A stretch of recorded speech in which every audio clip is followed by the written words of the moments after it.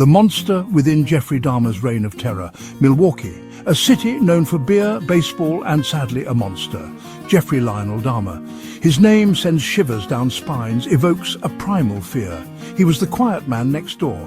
He was also a predator, a killer, a cannibal. Dahmer's crimes shocked the world. He preyed on young men, lured them to their deaths.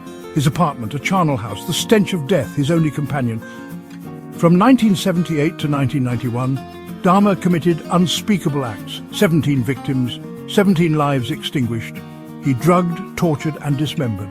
He kept trophies, skulls, bones, photographs. His appetite for horror knew no bounds. He was a master manipulator, able to disarm his victims with chilling ease. The world watched in horror as the details unfolded. How could such depravity exist?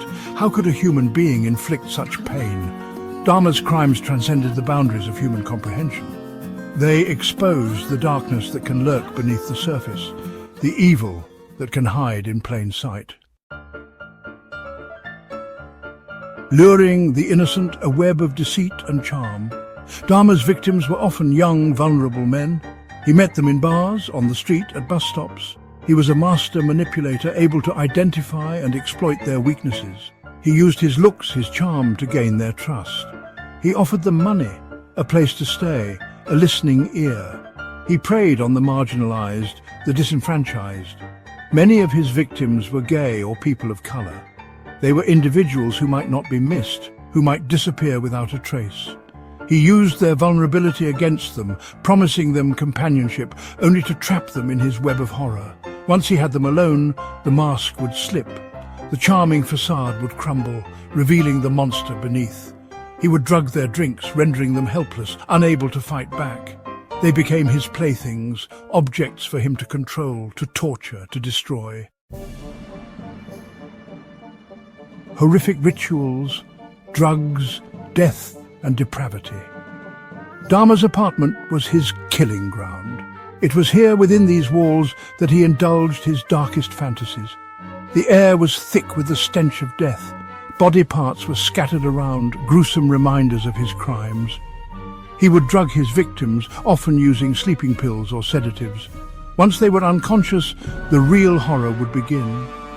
He would strangle them, dismember their bodies, and often engaged in cannibalism. He saw his victims as objects, not human beings. He would experiment on them, attempting to create living zombies by drilling holes in their skulls and pouring acid into their brains. He photographed his victims in various stages of dismemberment, his own twisted form of art. His need to possess them went beyond death. He kept souvenirs, skulls, bones, even hearts. He would preserve the body parts in jars filled with formaldehyde, a macabre collection that reflected the depths of his depravity.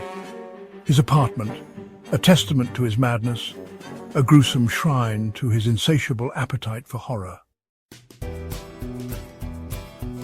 A mind unraveled control, obsession and necrophilia. What drove Dahmer to commit such unspeakable acts? Psychiatrists have labeled him a necrophiliac, a sadist, a psychopath.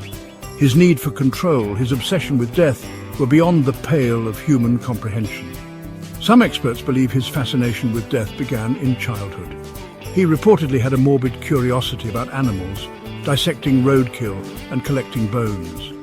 This fascination, coupled with a troubled family life and possible neurological abnormalities, may have set the stage for his descent into madness.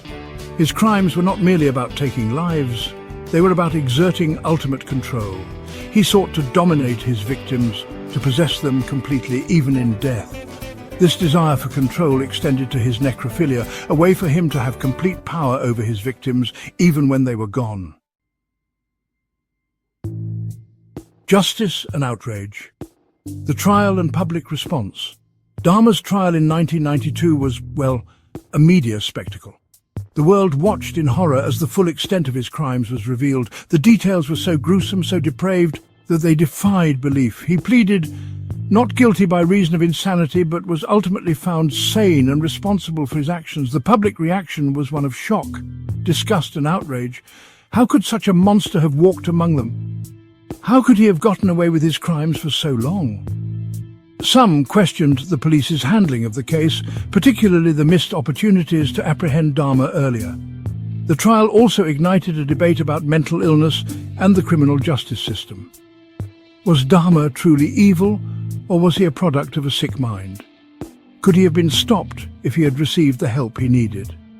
These questions continue to be debated today, highlighting the complexities of criminal behavior and the challenges of dealing with severe mental illness.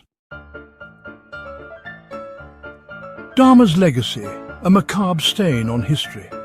Jeffrey Dahmer's name has become synonymous with evil. He's a figure of morbid fascination, his crimes a gruesome reminder of the dark side of human nature. His story continues to be told and retold in books, documentaries and films, each iteration seeking to understand the monster within.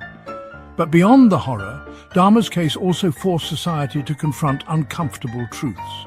It exposed the vulnerabilities of marginalized communities, the systemic failures that allowed his crimes to continue unchecked. It highlighted the need for greater awareness of mental illness, the importance of early intervention. His legacy is a complex one, a mixture of horror, revulsion, and a grudging recognition of the need to learn from the darkness. He remains a cautionary tale, a reminder of the fragility of life and the monsters that can lurk in the shadows.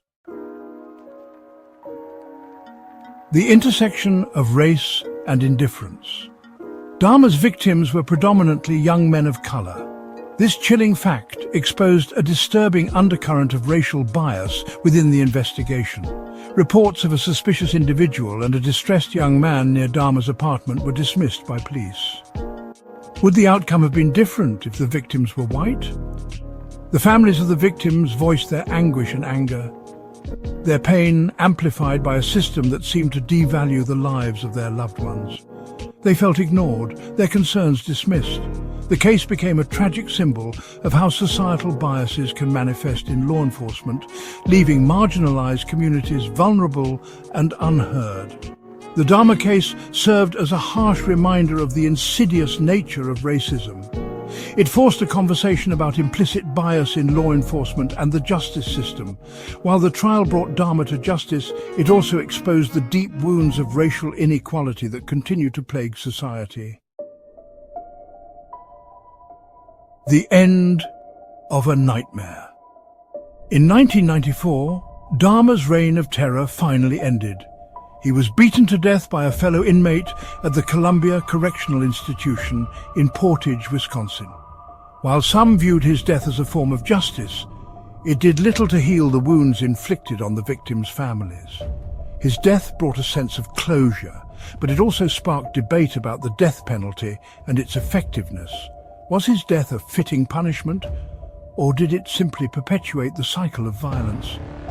The questions linger, a reminder of the complexities of crime, punishment, and the enduring search for justice. The ripple effect lessons learned and the pursuit of justice. The horrors perpetrated by Jeffrey Dahmer sent shockwaves through society, leaving an indelible mark on Milwaukee and the world. The case exposed the dark underbelly of humanity, forcing a collective introspection about the nature of evil and the importance of vigilance.